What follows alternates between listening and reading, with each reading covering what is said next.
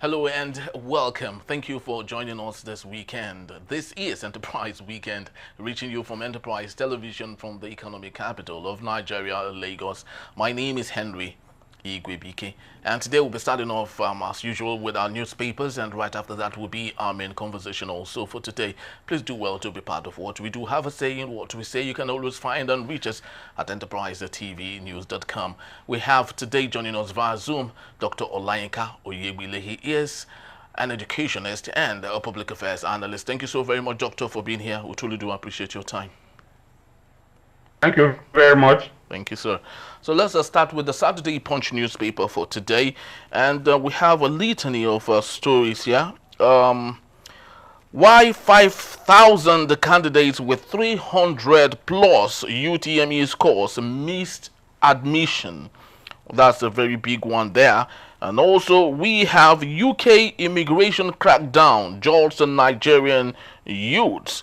Lagos couple in messy divorce battle. I married a devil, says the husband. I have 4 months to leave after abuse. That's coming from the wife. Well, let's take a look at U.S. immigration for a bit here, Doctor. And I would love us to talk on that particular matter. Stay Kama, the U.S. Premier, is saying that there is a white paper, actually, that they have passed on that would limit net migration to the UK by 100,000, and that would affect students, those seeking asylum, and those desiring to move to the UK. Do you think this should give Nigerians a worry?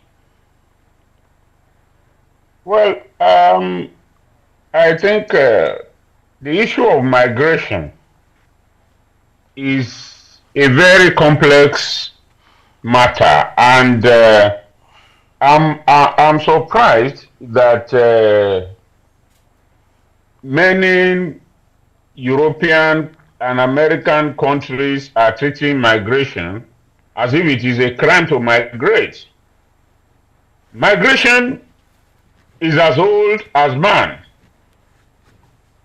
Adam and Eve, after being created in the Garden of Eden, as we read in the Bible, and I believe something similar happened in the Quran, migrated from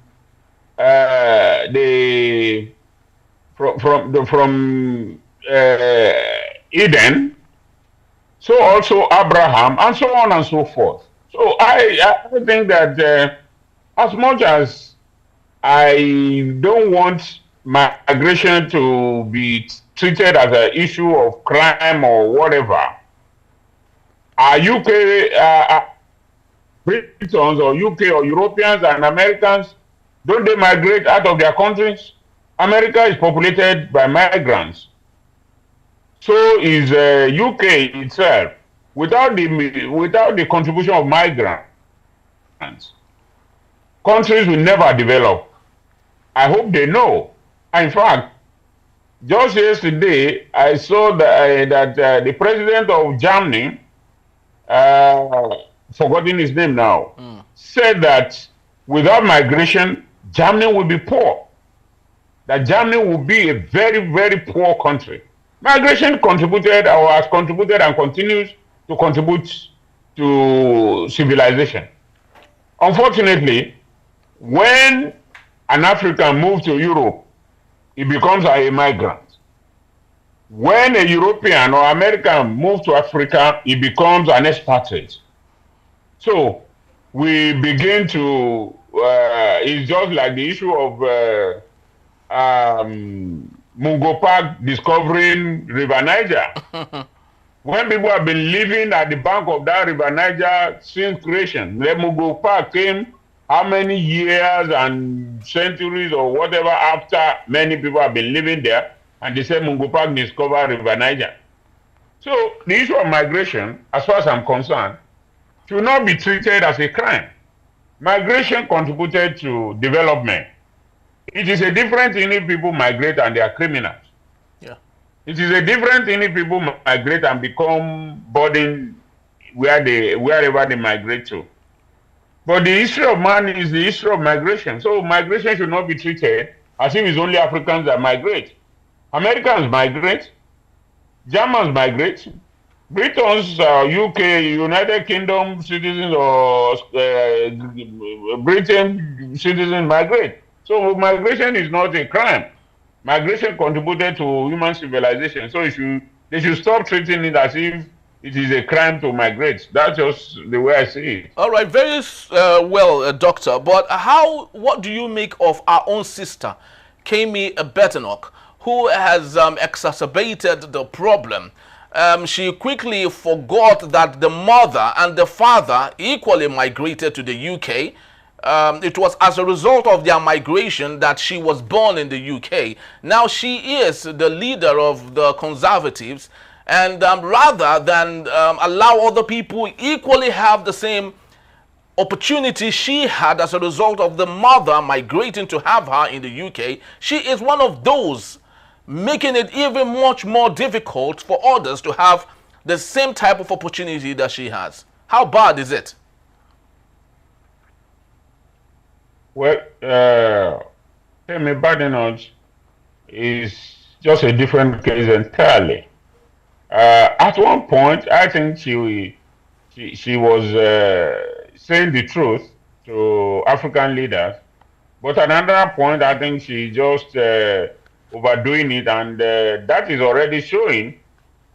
In the next few years or thereabout, she may not be the leader of the Conservative Party again, because she is like a child, as the Yoruba will say. Thank God she has the Yoruba origin. The Yorubas will say it is a bastard that will use his or her left hand to point at his or her father's house. So our case is, as much as she has some justification, but I think she overdid it, and she's one of those people who you talk about, who you describe as after using the ladder to climb up, you now remove the ladder, yeah, so that others will not be able to use the same ladder. And the British system will perhaps feed her with our own Jews. So I'd rather be a bit silent about her case, and let's see how it pans out. Yes, very true. And it's almost very unfortunate that even the Caucasians in the UK have told us that she is making herself a self-acclaimed savior of the UK, which she is obviously not. Yes. That's how the Prime Minister described her as she's seeing herself as the savior of the European civilization or something like that. Yes, exactly. Very true. But let's take a look at other matters here. Maybe because this is the weekend, Doctor, I'd love us to touch on human angle stories, of course, relating to families and all. A Lagos couple in messy divorce battle. The husband is saying, I married the devil. And the wife is saying, I have 4 months to live after my abuse. And that's the wife. Why do you think in our today's generation, we have incessant cases of husband and wife not understanding one another, which is opposed to what it was, with our fathers, our grandfathers, who rather than, have fracas, they find a way of making themselves happier despite the challenges that is before them. What is wrong with our generation today? Well, you see, I think our generation is the new generation. The new generation, definitely. The new generation, they call themselves Gen Z or whatever. I think they have a low tolerance level. And that is why, in those days, it was like a stigma to be a divorcee. So rather than be a divorcee, our mothers will stomach all the whatever that is in it. However, that is not to say that if you find yourself in a toxic relationship, you shouldn't bail out, because it's better to be alive than be dead. But I think some of the things that happen now, people meet in less than 4 weeks or 4 months or 5 months, they become husband and wife. Some of them live together without getting properly married and all that. And also, it has become like a status symbol now to say I'm a single mother or I'm a single father and all those things that were strange to us when we were growing up. But we will also begin to see that this is what a sociologist, Alvin Toffler, calls culture shock. People are growing up under new circumstances, under new influences, and life is changing. What I would just advise is that people should study themselves very well before they get married. And also, it is important for people to understand themselves before they go into the institution of marriage. Marriage is a lifelong affair, and I'm not a marriage counselor, so I may not be able to speak deeply into all those, but I think it is a very, very serious matter. And just on a lighter note, I know that in those days, when you start as a journalist, one place most news editors send you to cover news is either a police station or a magistrate court. Yeah. The question is why? The answer is that in police station or in magistrate court, you see very bizarre cases. Very bizarre cases. Husband coming to court to seek divorce because the wife, he says, is too sexually active and he wants to kill her with sex or kill him with sex, or the other way around. So, I mean, it's a funny world now. So, what I would just advise is that people should look before they leap. Very, very true, Doctor. It's a potpourri of lots of issues there. As far as human survival and human beings exist, there will be definitely fracas. But the issue is, how can we solve them and move on? Let's get to Saturday Vanguard for today. We have why poverty would remain with us, and that's coming from Doguwa, longest serving northern lawmaker. And on the top strip here, we have other matters here. Insecurity. CDS blames renewed attacks on porous borders. And also 2027 already, Akwa Ibom adopts Tinubu, Akpabio, Eno as sole candidates. And Obasanjo, we are sitting on keg of gunpowder. Doctor, speak to us on the issue from Obasanjo. Is he stating this out of the fact that possibly the PDP which he got to embrace are no longer in power, or is he stating the obvious? Well, with all due respect, General or former President Olusegun Obasanjo is stating the obvious.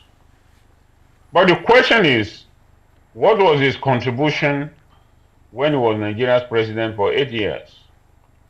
If we forgive him for, or if you credit him somehow for all what he did as a military leader, the 8 years he spent as Nigeria's president, and I've said this before, and I don't fear repeating it again, the problem Nigeria's democracy is contending with today, Obasanjo is the architect of it.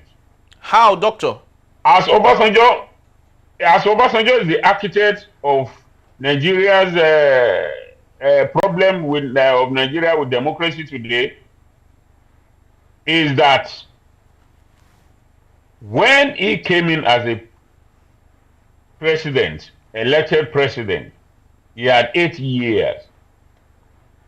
Nigeria had been under a long military rule, and before then, he had been preaching democracy, all this and that, and everybody thought he had the magic wand and he knows what he was talking about.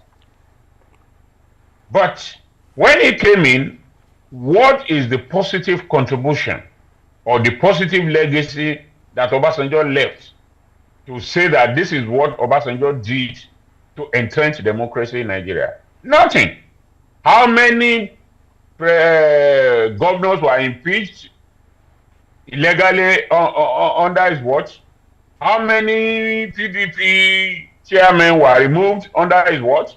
How many governors were illegally detained or whatever under his watch? Obasanjo should rather, maybe as most leaders, he got wise after leaving office, or he got wiser after leaving office.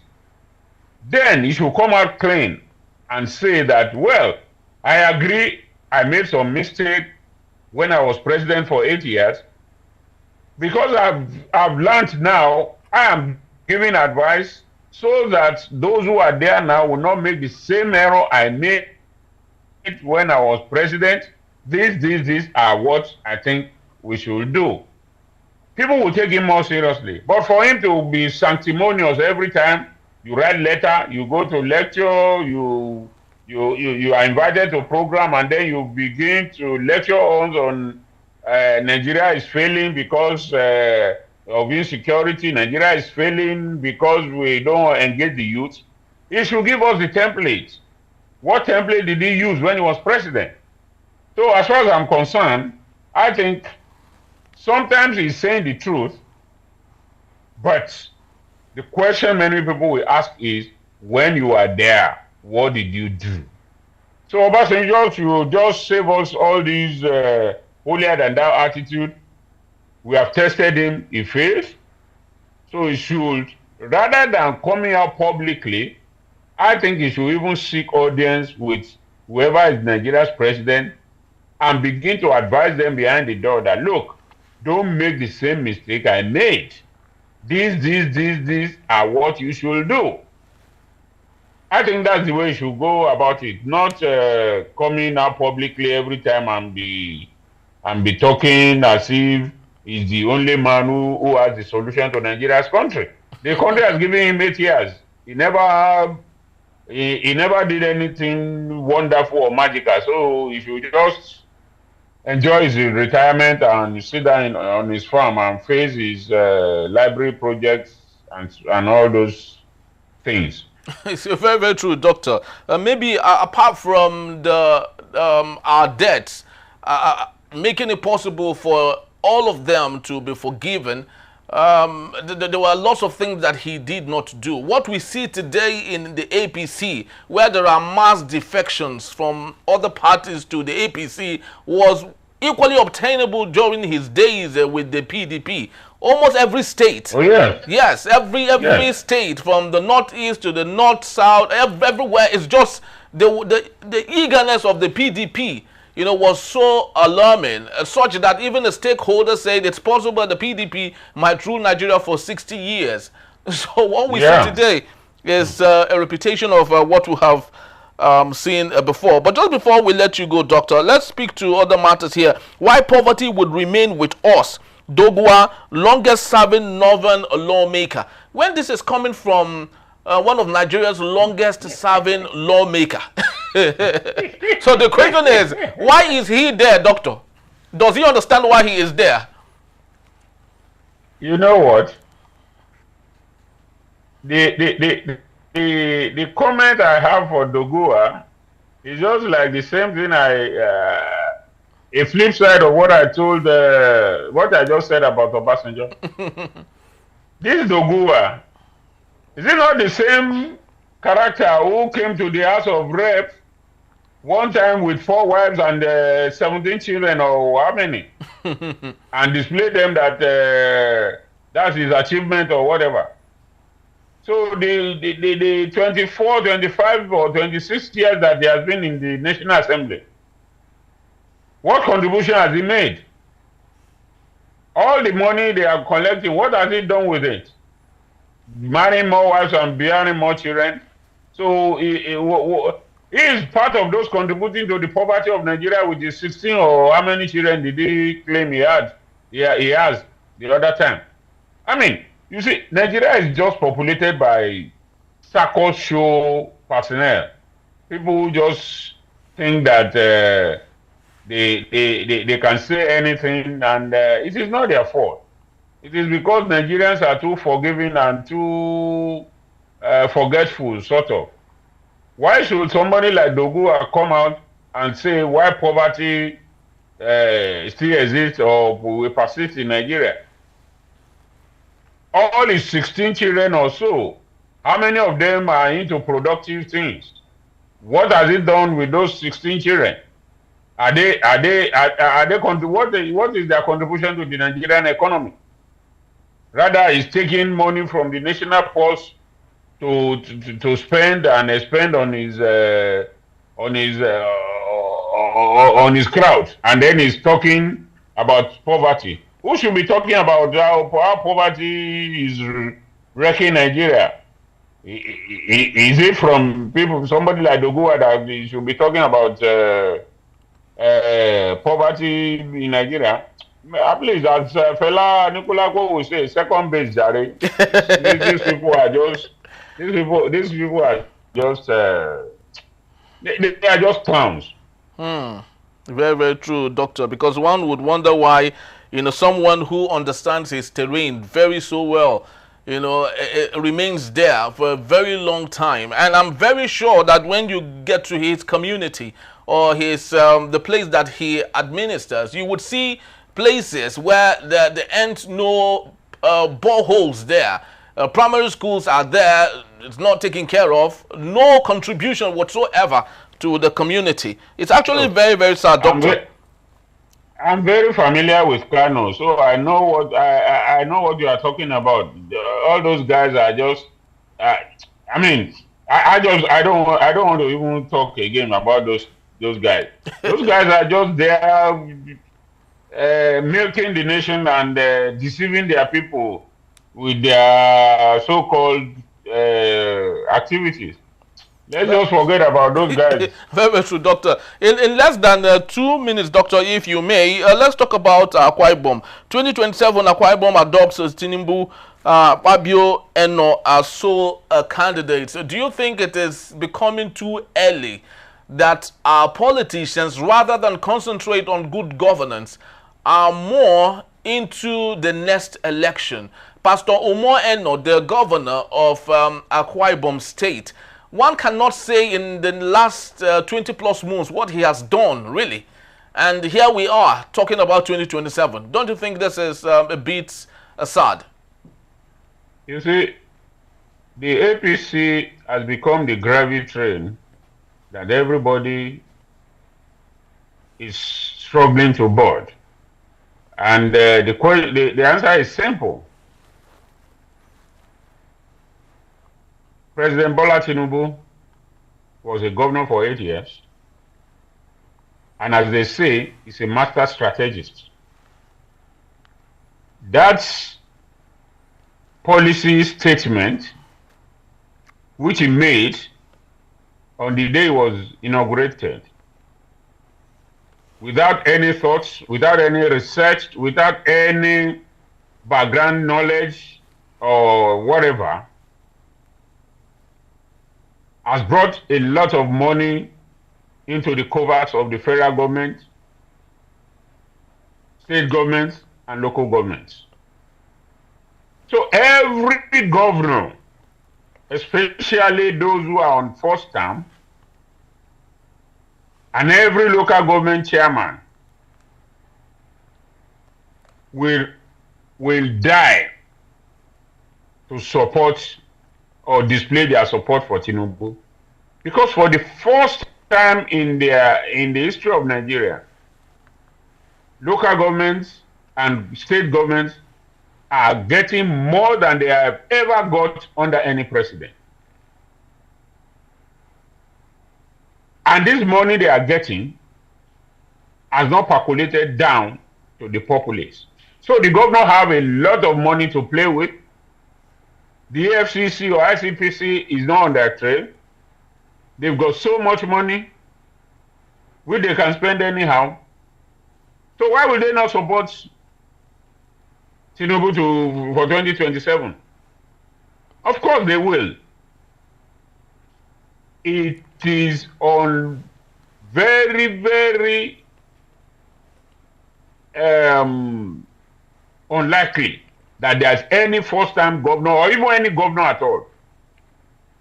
They may be pontificating before the camera, but behind, every one of them is in support of Tinubu because he has given them so much money, and they don't want a president that will come and take that away, or they will not support him and he will work against them. The president of Nigeria, as I've said on this program several times, is the most powerful president in the world. The president approves who becomes the Director General of NTA, who becomes the Director General of NEMASA, who becomes the board member of Federal Parastatals. Which president in the world has all that power? So the president will be the one to dictate what happens everywhere. He has his eyes in every pot of soup that is cooked in Nigeria. So how will they not support him? I'm not surprised that Eno is supporting him. Eno is in PDP. His predecessor is in, one of his predecessors is in APC. The president is in APC. So how will he, even if how are you even sure that the man has not, I'm sure he must have made a big bargain that, look, let me just have my governorship seat, JJ, but every other thing we will support you. That is it. They are just using Nigerians to trade for their own personal ambition and benefit. It is not as if they love Nigerians that much. How many of them have gone down to their constituents to ask them, should we go to APC? Should we go to LP? The governor can just decide and say no, or the member of House of Rep or the member of House of Assembly, because they know that when the chiefs are down, INEC is the one who crowns them. In very few instances, does it matter that your vote counts. Now they are saying that they want to make it a crime if you don't vote. Where do you force people to vote? Why? If the system is good enough, will people not vote? In 2023, did people not vote more than those who voted in 2019? Yeah.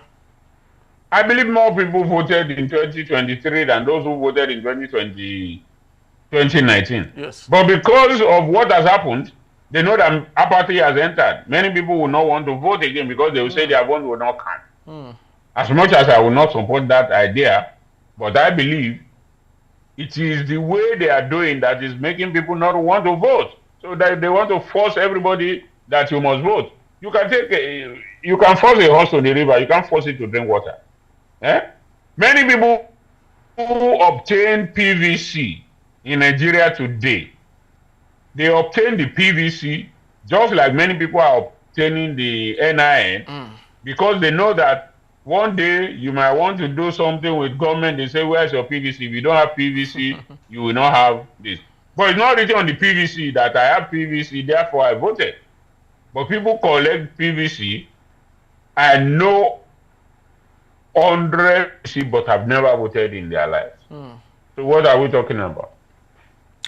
Very, very true, Doctor. It's a very sad situation right there, because one would wonder of what use then is our democracy when we cannot decide who leads us. Rather, the umpire is the one making it possible, and equally having the judiciary as an accomplice to further worsen the very bad situation that we have already in Nigeria. It's really a very messy situation, and I sincerely think that this swamp will need to be drained. We do not know who will drain the swamp, but of course, let's just continue to see how it goes. Thank you so very much, Doctor. We truly do appreciate your time, as always. All right. All right. So, thank you. yes, thank you so very much. So that's just all about, right. Yes, thank you, Doctor. That's just about the time we have for this segment. And when we return, Barrister Vance Ofeli would be here to take us on our main conversation, and we'll be talking about insecurity. Stop sacrificing our children, parents of military personnel, tell the federal government. That in the beat is still Enterprise Weekend. Please don't go anywhere.